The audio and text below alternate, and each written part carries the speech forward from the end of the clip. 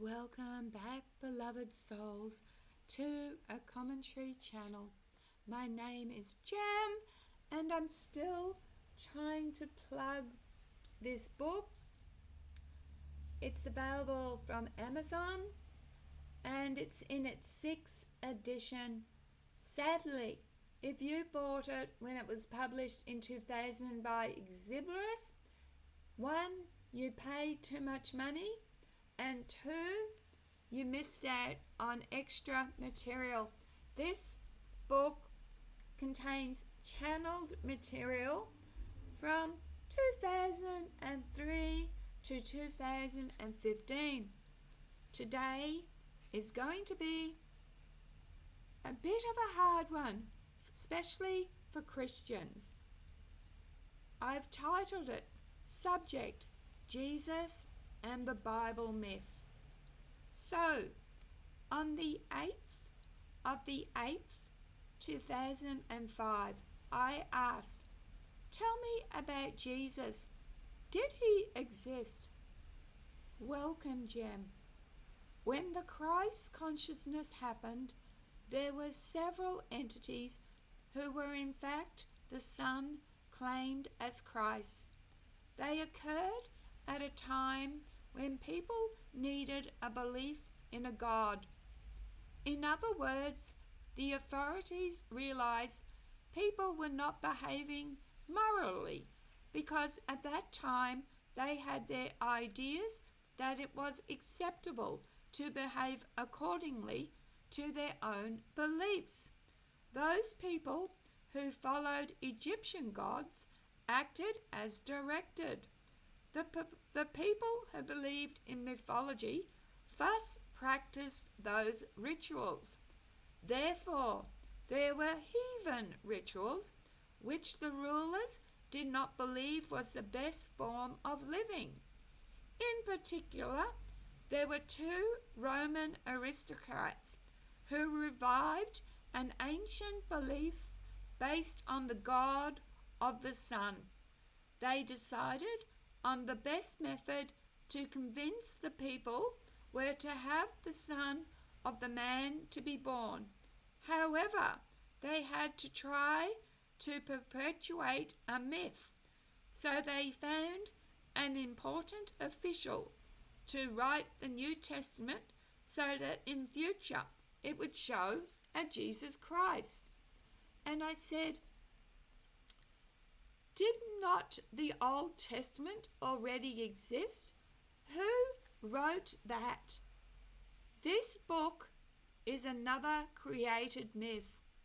It was first written as a fable for entertainment reading, but by the end of the century, before the Christ entities were born, there were three events which made the Old Testament no longer a story, but to the people, truth.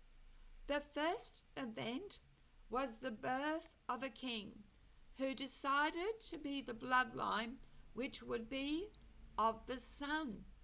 This king was called Moses. Moses lived in Egypt until the Israelites left. The second event was the 10 Commandments, which King Moses wrote so that the Israelites would follow his beliefs. Moses wrote the Old Testament after his birth.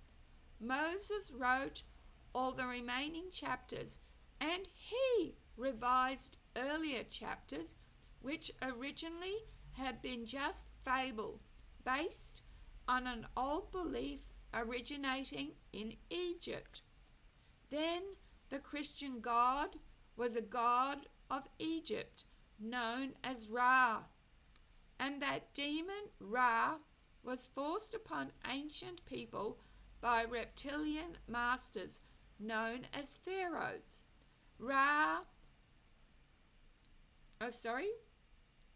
Moses wanted ethics to be lived, so he renamed Ra and forced the people to believe by the 10 Commandments.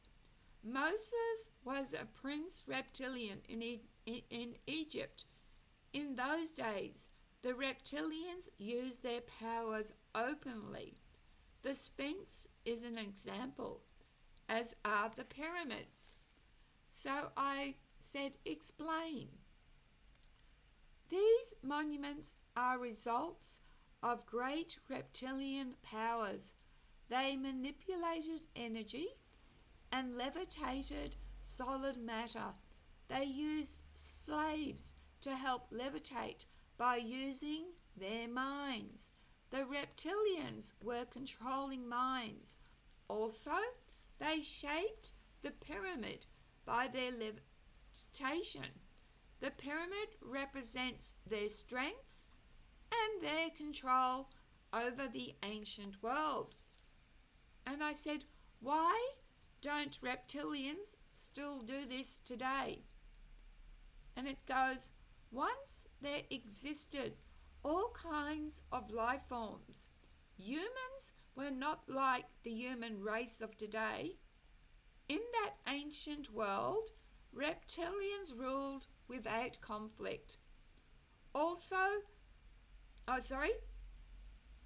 the reptilians ruled without conflict. The people worshipped them as demigods. Also, there were other aliens living amongst people.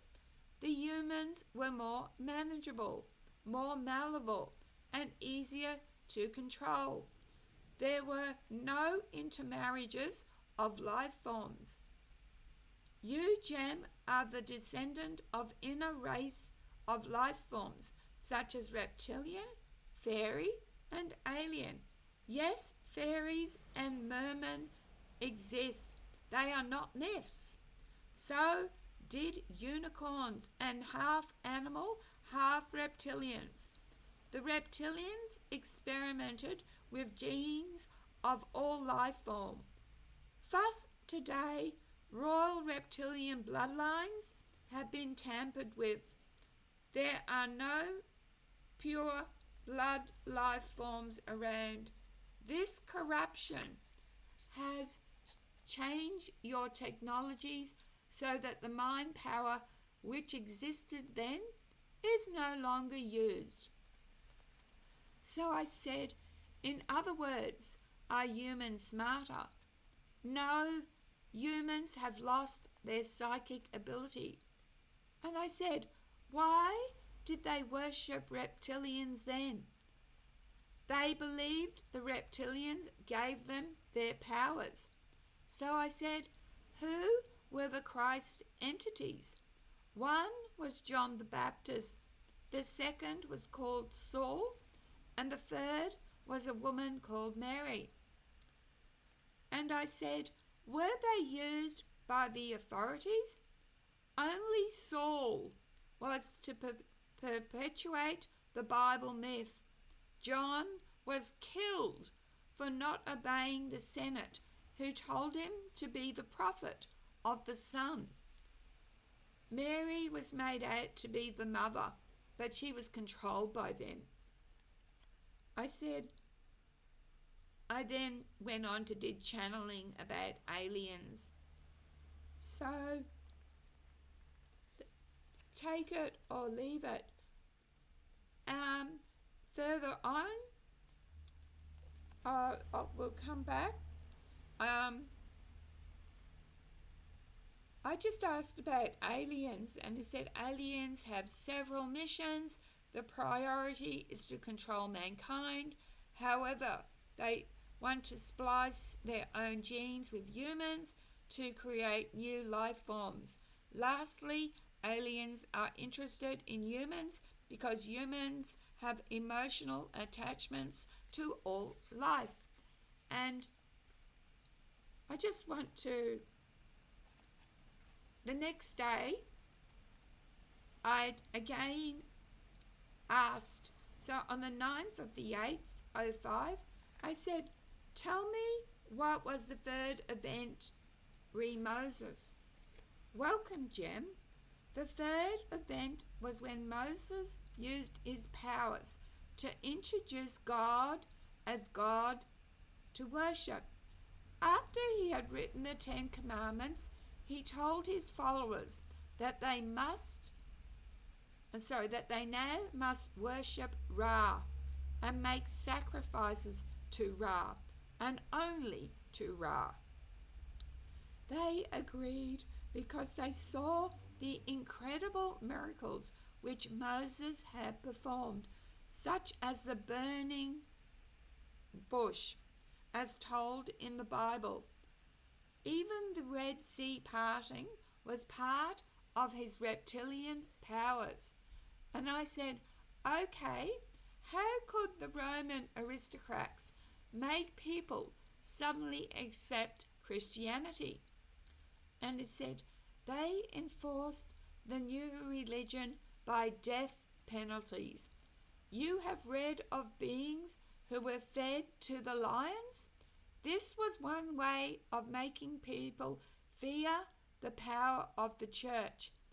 In those times, some people still believed in heathen rituals, and this was a danger to the church. Further, the Christians were rewarded for their devotion to the faith by gold coins and by alliances to powerful families. For example, if a man told others he had witnessed Jesus performing a miracle, there would be a huge reward if this was further supported by conversion to the new faith. So I said, what about Jesus dying on a cross? Wait for it and don't hate me. It's what my channeling said. This is a big lie because no Jesus ever lived. About the crucifixion, 3 robbers were killed. At the time, this was punishment. Yet, the senators involved in the lie needed to make people feel one was their saviour, because the whole idea was one God, one religion, and this God was the creator. And because of the lawlessness around, a solution was needed. If they invented a word such as sin, then men needed saving from such Then man needed saving from such mortal error. And the only way was through the Son of God, as only God was perfect and without flaw. So they chose one of the criminals to be the sacrificial Lamb of God. But all he was a robber of gold. And I said, what are the Christ entities then? They were the pawns of the powers and used to describe one entity, Jesus. So I wrote, so the Bible was propaganda? In the time of ancient Romans, yes, to control the people. And then I asked, was Muhammad, Buddha, Baha'u'llah reptilians? Yes, exactly. All the prophets of religions are reptilian conspiracies. And I said, this is going to be hard to accept by people. And it came back, why do people believe? It is because they need salvation. They are convinced they are flawed, imperfect, and hateful. The saddest lie of all is to believe in sin and in eternal damnation, which does not exist. And so I said, we create our negativity. Why was it ever created? Why did we create such negative, solid, dense matter? This is a good question, Jem. To understand this is to be free of it. When Earth was much younger, if you put it in your time frame, there was not as much negativity as there is now.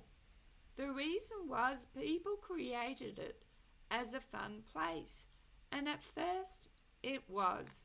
The lives of people were easy. There was cooperation. There was no war, no hate. No one really thought about wealth or materialism. There was so much abundance, all shared joyfully. At this stage, it was clear to everyone it was a created game. But then the creation changed because you wanted to evolve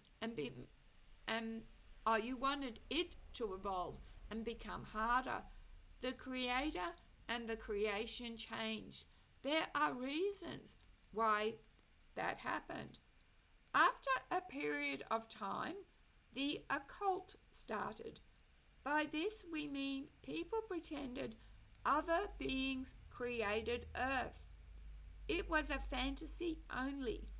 But over generations, people began to believe gods had created all manner of things and made sacrifices so that the gods would favor them. In a period of time, there occurred several huge disasters which wiped out huge populations, and the people thought they had angered the gods, and so the first imperfection. Second sin was the Ten Commandments, when Moses enforced good ethics. Before this nation of sin, people still believed they lived okay, but that they were mortal and inferior to the gods, and so why they could not stop the disasters. Third sin was the Christian concept. Fourth sin is the church concept. Fifth sin is the blasphemous witch concept. Sixth sin is magic. Seventh sin is heathen black races. Eighth sin is other beliefs. Ninth sin is interracial sex. 10th sin is homo. 11th sin is sex. 12th sin is your dole bludgers. 13th sin is Muslims. 14th sin is terrorism. Last sin is freedom. These are the negative forces of today. These 15 created sins make your world dense and solid. They are sins of the mind collective, created to hide a beautiful truth. Everyone is part of all that is. Everything is part of it. There are no evil atrocities. It is a created invention.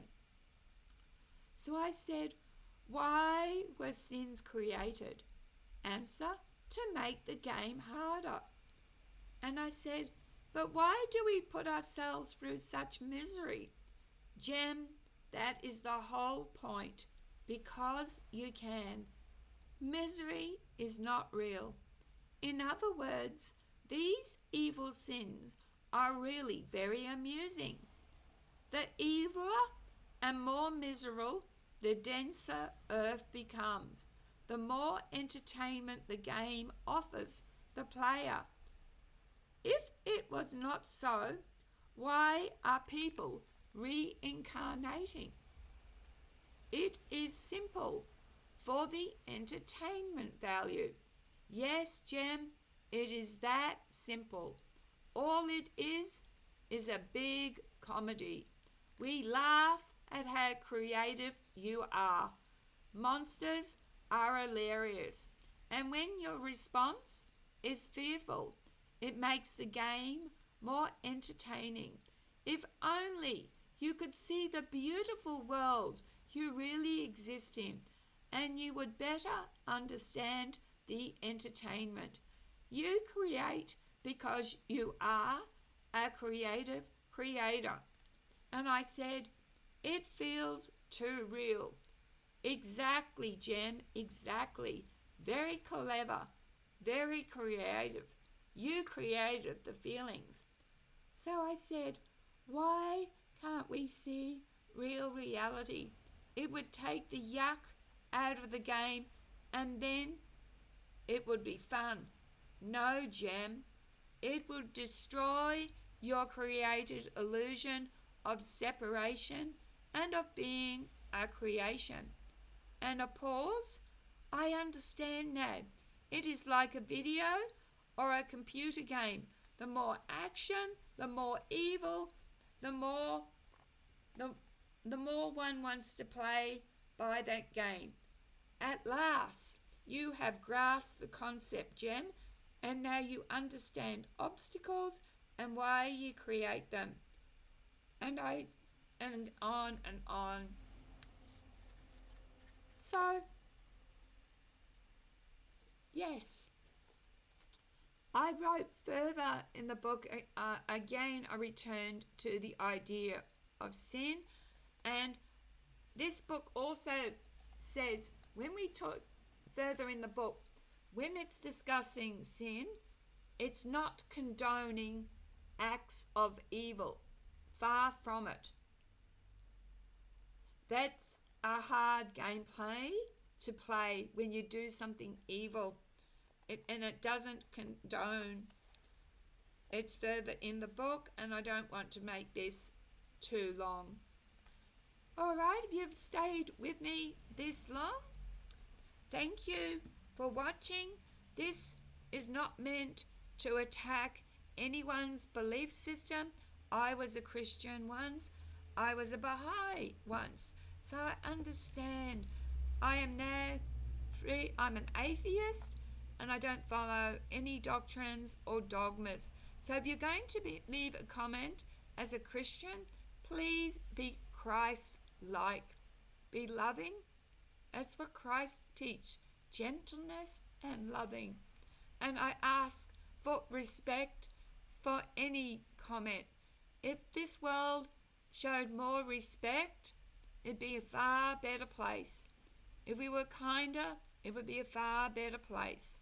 So cherish every moment. Be kind to yourselves and each other. Love, light, and blessings. And I will read another time from my book. Bye.